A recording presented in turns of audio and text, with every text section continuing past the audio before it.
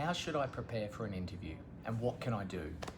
These are great questions, and I get asked this all the time by candidates who are looking at new roles and opportunities that are coming up. Hi, I'm James Muller from C3 Talent. So the interview process means you're going to get asked a series of questions. You don't know what the questions are going to be, but you know what some of them might be. What can you do? Well, there's some things you can definitely do to prepare yourself for what's going to be asked. Before we get to that, I would say, if you're feeling nervous about the upcoming interview, that is brilliant because it means you care.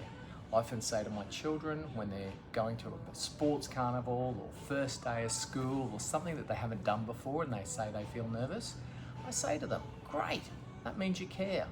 So don't try and dismiss the nerves, just know that it's a message to you that you actually care about this thing that's going to happen to you.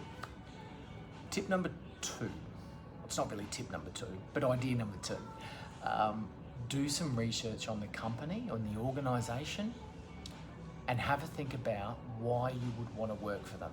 The amount of people who do all this research on the things they've done and the achievements, and they can talk about their experience really well, and they stumble when the client says, what do you know about us and why would you want to work here? So take the time to consider it and have an answer in the back of your mind. Third thing I would say, be prepared for the question, so tell us a little bit about yourself.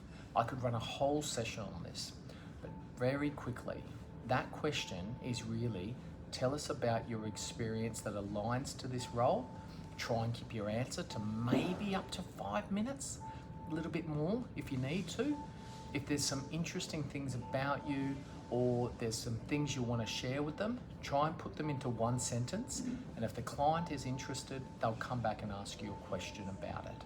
But don't start with the year you were born and go all the way through your schooling history and what was your first part-time job. Don't do that. Just start with, what do they want to hear about for this particular role?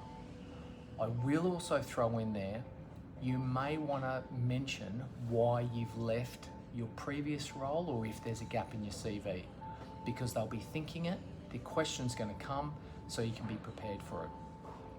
My last point is, please have some questions for them.